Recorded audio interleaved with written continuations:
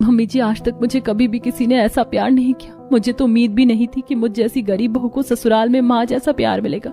आप सच में बहुत अच्छी हैं।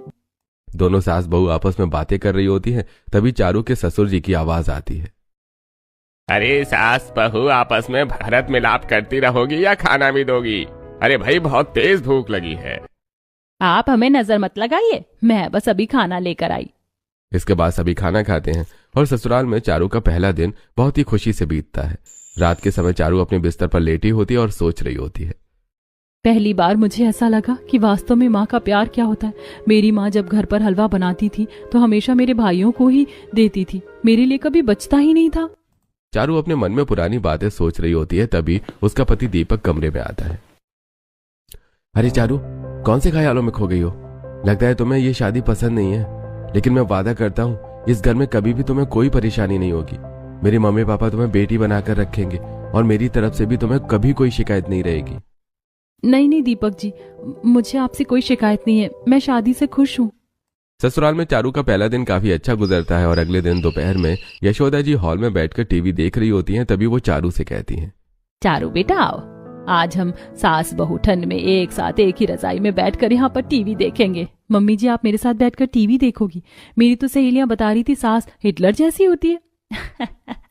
हाँ बेटा, कुछ कुछ होती होंगी, लेकिन मैं तुम्हारी सास नहीं, माँ हूँ। भूल गई क्या?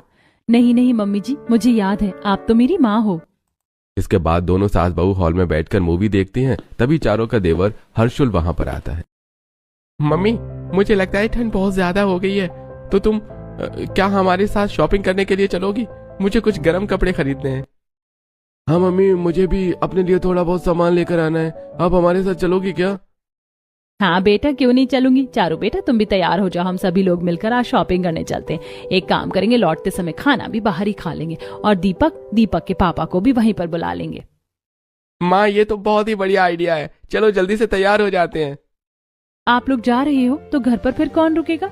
एक काम करो, आप लोग चले जाओ, मैं घर पर रुक जाती हूँ। अरे तुम क्यों घर पर रुकोगी? जब हम सब जाएंगे बाहर तो तुम भी हमारे साथ जाओगी ना, और घर पर ताला लगाकर चलेंगे और हमारे घर की बेटी को उतना ही प्यार मिलेगा जितना हमारे घर के बेटों को मिलता है।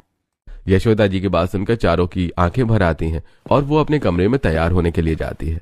अपने कमरे में तैयार होते होते चारू अपने पुराने दिनों को फिर से याद करने लगती है। माँ, मेरी सहेली की बड़ी बहन की शादी हो रही है और मुझे उसने अपनी बहन की शादी में बुलाया है, तो क्या मैं उसके घर जा सकती हूँ? अरे नहीं नहीं, अगर तू शादी में जाएगी तो तेरे भाइयों का ख्याल कैसे रखेगी? वैसे भी सर्दियों का समय है और तेरे भाइयों को गर्मा गर्म खाना पसंद है, तो तू कहीं नहीं जाएगी। मैं तो दवाई लेकर रात को सो जाऊंगी, तो अपने भाइयों को गर्म खाना